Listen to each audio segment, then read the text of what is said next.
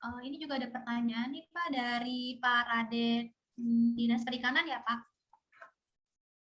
Apakah ada perubahan SOTK sebelum alih fungsi ke fungsional Pak?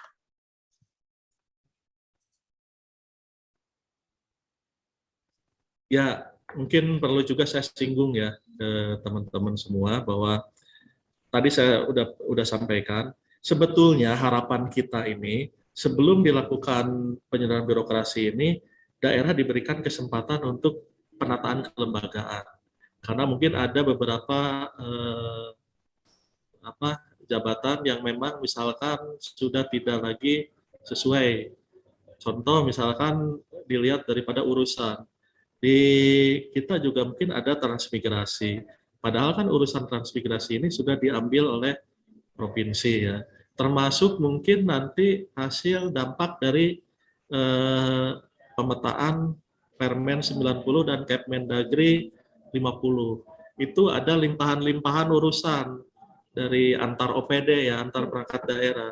Sehingga mau tidak mau ini juga kan harus ditata kembali sehingga terkait dengan nomenklatur kodifikasi dan nomenklatur perencanaan keuangan ini nanti harapannya nyambung dengan nomenklatur jabatan. Nah ini juga mungkin kita akan lakukan ya, tetap akan kita lakukan walaupun misalkan tadi yang usulan penyetaraan ini kan sifatnya given ya, sifatnya juga ini dari pemerintah pusat ya kita ikuti. Namun penyetaraan penataan daripada kelembagaan juga memang harus juga kita lakukan. Nah, kemudian juga hal-hal lain. Ini juga ada beberapa kebijakan pemerintah pusat juga yang intinya menaikkan tipologi dan juga menaikkan status ya, status daripada perangkat daerah. Contoh misalkan dampak dari pemetaan Permen 90 Kepmendagri 50 juga ini ada misalkan di Diskominfo ini ada penambahan urusan persandian dengan urusan statistik sehingga awalnya dia mengampu satu urusan menjadi 3 urusan. Otomatis ini juga harus ditindaklanjuti. Tipologinya harus dirubah dari B ke A. Dan kemudian juga ada kebijakan pemerintah pusat yang menaikkan status. Contoh misalkan di Kesbangpol. Kemudian juga Damkar. Ini juga harapannya bisa dinaikkan status di perangkat daerah. Cuma prinsip mungkin buat kita semua bahwa memang intinya tidak setiap urusan itu harus menjadi perangkat daerah ya. Tapi yang terpenting urusan itu dapat dilaksanakan. Nah ini juga harus dipahami bahwa kondisi existing kita perangkat daerah di kita ini memang udah cukup gemuk ya. Ada 31 perangkat daerah dan juga 30 kecamatan. Nah, ini juga nanti kami juga mungkin akan coba lakukan nanti kajian-kajian berkaitan dengan masalah penataan ini. Yang terpenting juga tadi ada beberapa kebijakan-kebijakan pemerintah pusat juga mungkin ini harus diakomodir oleh kita. Artinya di dalam regulasi berkaitan dengan kelembagaan juga nanti menjadi salah satu pedoman ya. Sehingga nanti ke depan berkaitan dengan hal ini juga ada regulasi yang jelas. Saya kira itu ya, mungkin sedikit ini melebar ke masalah penataan kelembagaan, tapi intinya tetap mungkin nanti akan dilakukan penataan kelembagaan juga secara umum karena dampak dari pemetaan dari Permendagri 90 dan juga Kepmendagri 50 ya. Itu saya kira mungkin Mbak Pani. Assalamualaikum Pak. Assalamualaikum Pak. Waalaikumsalam. Izin bertanya Pak, mungkin kita berkaitan dengan tupoksi kami di bidang pemberhentian Pak, mewakili pertanyaan dari rekan-rekan berkaitan dengan batas usia pensiun Pak. Ada yang beberapa PNS datang ke kami mungkin pada saat ini mereka menduduki eselon 4, Pak, pejabat pengawas, tapi mereka pangkatnya itu 4A, Pak.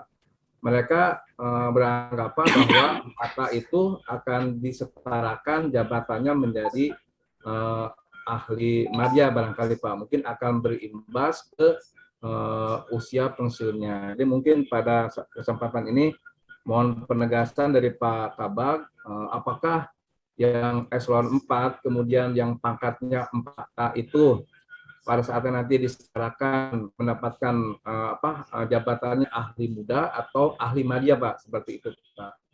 Kemudian mungkin yang selanjutnya, Pak, ada yang eselon 4, beberapa pejabat eselon 4 yang masih memiliki pendidikannya belum D3 atau masih SMA, Pak. Apakah mereka tetap diberikan jabatan sebagai ahli muda atau seperti apa, Pak? Mungkin itu, Pak Kabag, izin. Baik, terima kasih Pak Haji Opik.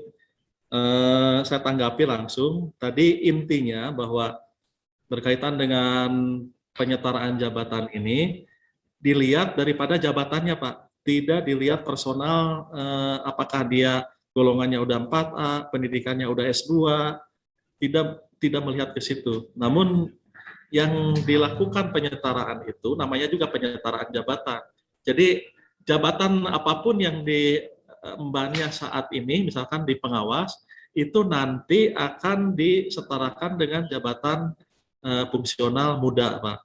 Jadi intinya kalau jabatannya pengawas ya nanti di muda, walaupun tadi basic pendidikannya udah S2, pangkatnya udah 4A misalkan. Tetap misalkan dia akan disetarakannya dengan jabatan fungsional muda. Sama juga misalkan kalau dia misalkan hanya D3 tapi dia sama-sama jabatan pengawas. Pangkatnya masih misalkan 3C ya, misalkan. Ya sama, mungkin nanti ujung-ujungnya ya sama nanti di jabatan fungsional muda. Jadi itu mungkin Pak Haji Opik dan juga teman-teman bahwa memang pada dasarnya penyetaraan jabatan ini tidak melihat person per person ya, dilihat daripada basic pendidikan ataupun kepangkatan, namun dilihat dari jabatannya yang diempunya saat ini. Tadi juga saya sudah sampaikan contoh, saya misalkan basicnya perencana, tapi karena saya di posisinya misalkan di pertanian ya mau tidak mau saya nanti masuknya di jabatan pengawas di fungsional di lingkup pertanian. Jadi contoh saja. Nah, ini juga mungkin mudah-mudahan saya yakin juga memang semua daerah juga sama. Ini juga ada plus minus, memang ada plus minus, ada sedikit kendala ataupun masalah. Yang mudah-mudahan nanti ke depan bisa direpresentasikan dengan regulasi yang jelas, Pak, oleh pemerintah pusat. Karena kebijakan ini juga ini kan ranahnya pemerintah pusat. Kami di daerah hanya melaksanakan saja petunjuk yang disampaikan oleh pemerintah pusat. Terus satu lagi tuh berkaitan dengan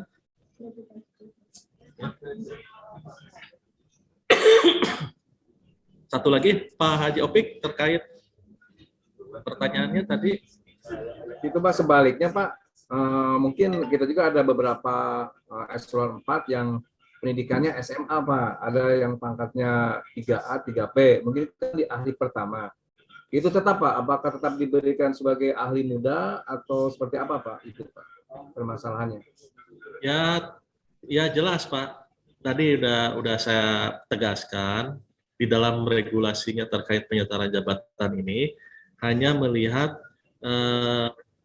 jabatan yang diempunyanya ke level fungsional yang sesuai.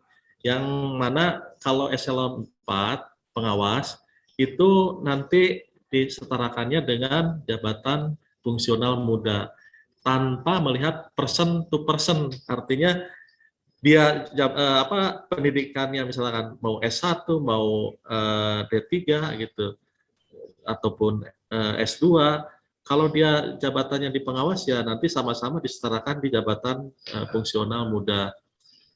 Nah, walaupun misalkan pangkatnya ada yang 3C, ada yang sudah 4A, ya sama juga disetarakannya di jabatan fungsional muda. Nah ini makanya mungkin sifatnya kan nanti penyetaraan ini in passing dari jabatan. Nanti kalaupun misalkan di luar itu mungkin harus ditempuh secara mandiri ya, sesuai dengan Permenpan 23 tahun 2019 ya, itu disesuaikan dengan japung yang masing-masing. Nah ini kalau misalkan bicara ya kesempatan untuk penyetaraan jabatan ini ya